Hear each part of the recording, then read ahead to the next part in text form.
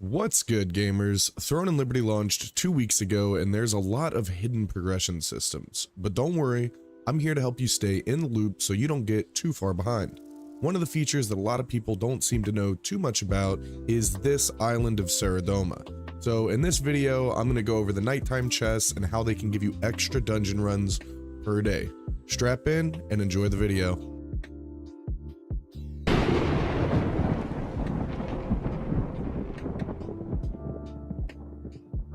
Starting out, we should talk about ways to get to the island. Now, the natural way to get here is to swim from the nearest waypoint here in Daybreak Shores, right? Now, you could teleport and just swim across the water here. It's not a very large gap, you know, you jump off here and then you swim to the dock that's over here and you get on the dock, right? Keep in mind, you can also take the whale, but it only spawns every few hours, and you can use that to unlock this waypoint right here. You fly on the whale, he's going to go all around the map, and then eventually he's going to come back to Saurodoma, and once he gets to be flying right about here, you're going to be able to jump off of its wings and make it to the waypoint, right? And you'll be able to unlock this Saurodoma waypoint that's right here. But you cannot use this waypoint during nighttime, so you would have to teleport here right before it turns nighttime to prepare yourself, right? Otherwise, you're just going to end up having to swim across the water. All right, well, now it's time to talk about the juice that comes from the island at night. The chests. For those that are not aware, there are chests that spawn on the island at nighttime every 2 hours for 30 minutes, right? So there will be 2 hours of daytime and then 30 minutes of nighttime in-game, over and over again throughout the day. These chests will always give you Abyss currency, which you can turn in for the Abyss dungeon reward chests, and they have a 50-50 chance to either give you dungeon tokens or Abyss contract tokens, right? So that's huge. Now, there's 3 tiers of chests that will spawn on the island, either small, medium, or large, based on how deep into the night cycle it is, right? The small or sailor's chests will always give you 3 Abyss currency and 300 dungeon or Abyss tokens. The medium or captain's chest will always give 6 Abyss currency and 600 dungeon tokens or Abyss tokens. And the large chest or pirate king's chest will always give 10 Abyss currency and 900 dungeon or Abyss tokens. This is massive. So 1 minute after nighttime begins, at 29 minutes left of nighttime, 2 chests will spawn at the same time outside the cave. So anywhere from here all the way around here, even back here and over here. Oh, not there. Over here as well. There will be 2 chests that spawn, right? After that, there will be more small chests that spawn, and then there will be medium chests and then large chests the further that nighttime goes on. Every 5 minutes after the first 2 chests spawn, there will be 1 chest that spawns outside and 1 chest that spawns inside the cave. If you're a solo rat, then I would definitely recommend going inside the cave here and looting the chests in there. You can also get there through a drop down over here, as well as over here and over here. And here you can go into the cave, right? So you really have like 5 entrances that you can get into the cave. If there's like a Zerg blocking one, you have multiple ways to get inside. After those first 2 chests that spawn, like I said, 1 will spawn outside, 1 inside. And then at 14 minutes left, so about halfway through the nighttime, the outside chests will only spawn up here on this top section, and the inside chests will only spawn in the back of the cave. Now I can go and show you what the cave layout looks like. Remember, there will always be 1 that spawns somewhere out here below the geyser, below this top section, right? It could even be way back here, could be over here somewhere. It's really random. Sometimes I've seen both chests spawn like right here and right here, or right here and right here. Sometimes 1 spawns here. It's completely random on where they're actually going to spawn at. So you just have to keep an eye out, pay attention to the timers to see when the next chest is spawning, and then be ready to look on the mini map to see where it's popping up. If you're standing up there where I was just at, you can pretty easily see where a chest is anywhere on the map. It will have a red beam coming off of it.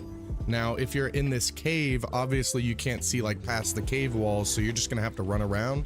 But just like I said, how the second 15 minutes, the chests spawn on top of the geyser, the second 15 minutes in the cave, they all spawn down here. The first 15 minutes in the cave, they all spawn up here, right?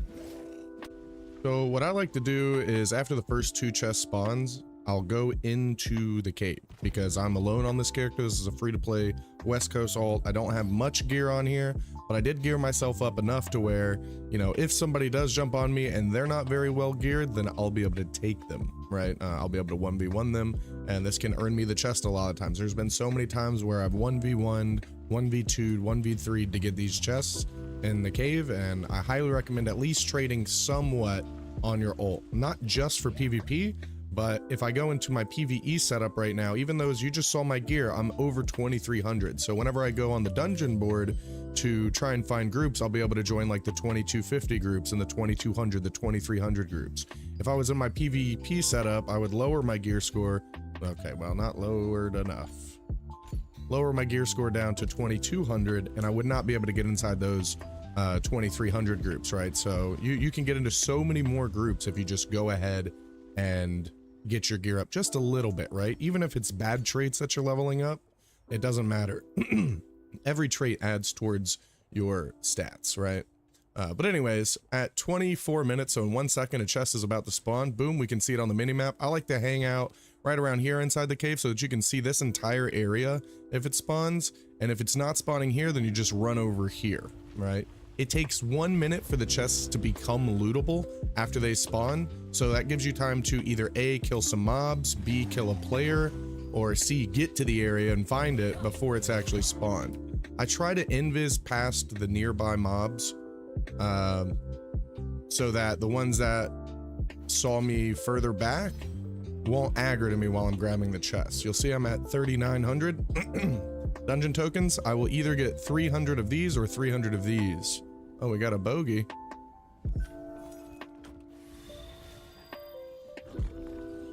We going, Slimy? Thought you wanted to play this game, dude.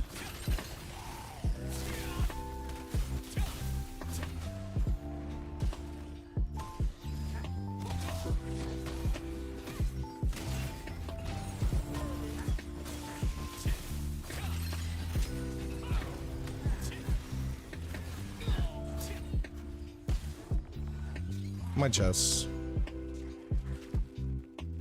So yeah, prime example, you want to have some kind of gear so that you can fight these guys that are jumping in on you.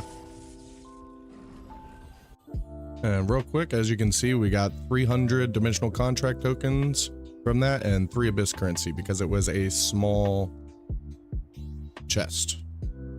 Now this is one of the larger chests. This is one of the 600 chests that has a chance to give us 600 tokens. What do we get? Oh, we only got abyss contract tokens, but we got 6 abyss currency, right? Remember, the abyss currency we can use to craft these items here. Now the last 2 chests that are going to spawn are going to be 9 minutes and 4 minutes. So these are both going to be king chests and have a chance to give us 900 dungeon currency or abyss contract currency. Now, something to note is the timing on these servers is a little bit different per server, right?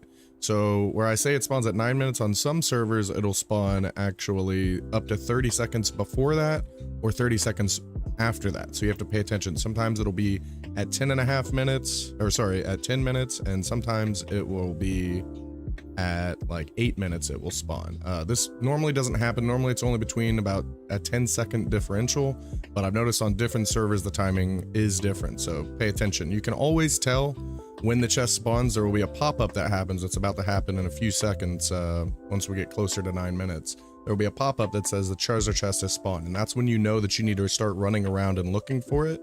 Otherwise you may miss it or you may get there too late, right? So prime example, this is spawned 30 seconds sooner. You saw the treasure hunter, he said the Pirate King's chest is spawned. It's 9 minutes and 22 seconds left and it's already spawned, right?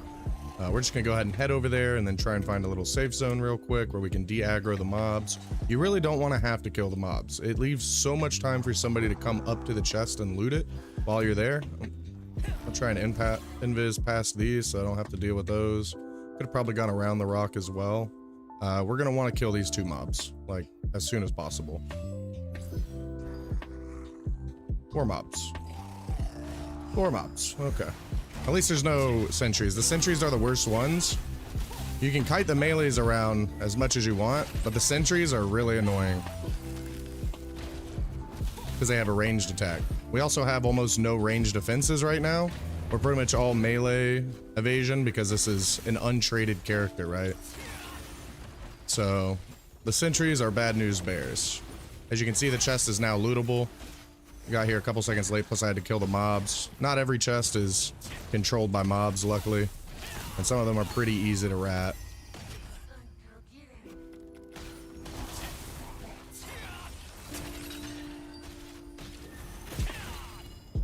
Should kill these here. Alright, we loot the chest. This is the Pirate King's chest, as you can see. This is the large chest. This could give me 900. Obviously, I'm at 4,200 right now. So I would hit cap, and it would delete the excess. Boom. I got 300 dungeon tokens. I was at the cap, so I cannot get any more. But we can still get Abyss currency, the 10 Abyss currency. So I'm going to stay and try and loot the last chest, and then we'll be at 44 Abyss currency, which will allow me to craft my necklace. The next chest that's going to spawn is going to spawn right here. It spawns up here every single time. The last chest that spawns are the only one that have a static location. This one spawns here. The one outside spawns up top the geyser by the big statue platform area. I can run up there after I grab this chest real quick. And sometimes if you're quick enough, you can actually hit both chests.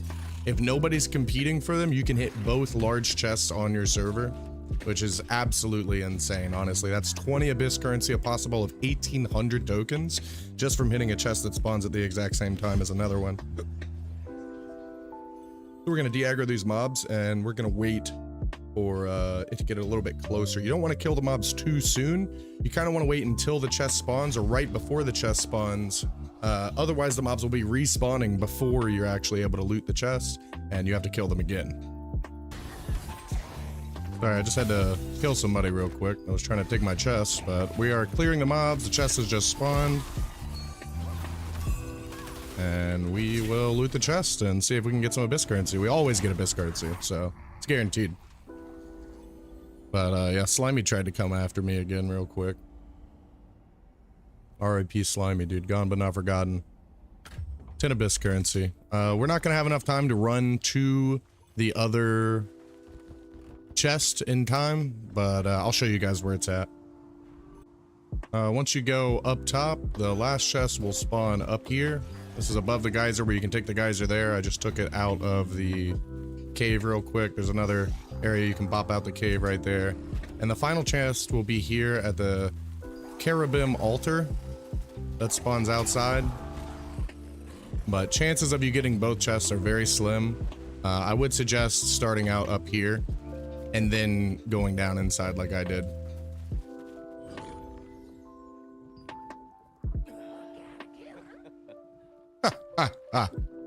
But yeah, the last chest spawns right here. There will of course be PvP here, and you will die sometimes if you aren't in a large guild, but you can 100% rat these chests. I do this on my West Coast, free to play alt character, on the most dead server I could find while we still had free server transfers, and have had an infinite supply of dungeon tokens and Abyss currency for the most part. In the past 4 days since the island released on free to play, I farmed over 400 Abyss currency. Look, I got more things selling right now. Okay, well that wasn't much, but I farmed over 400 Abyss currency. I've listed tons of Clasp of the Conquerors and Alabaster bands on the marketplace, as well as I have 5 or 6 just chilling in my storage right now that had bad rolls and weren't like max health, skill damage boosts that I'll probably lithograph later. But yeah, that's a lot of money. You know, you're getting the dungeon tokens, which the dungeon tokens means that you can get more of these dimensional soul shards. 10 of these equals one of the dimensional rings. And you're also getting Abyss currency. You can turn in these Abyss currency for any of these items, right? You only need 40 tokens. What I like to do is I like to craft this Abyss chest right here and get the Clasp of the Conqueror. It's the best value that I found right now, but that's very server dependent. Some people are going to want to take the Etched Alabaster band. Some people are going to want to take the Dark Slayer daggers. But that's pretty much all there is to the island. I hope you enjoyed and learned something from this video, and if you did, please consider dropping a like or a sub to the channel. I'm going to be uploading a few more videos over the next couple weeks talking about how to properly run an alternate character and how to do gear progression properly. Well, thanks for vibing. Peace out.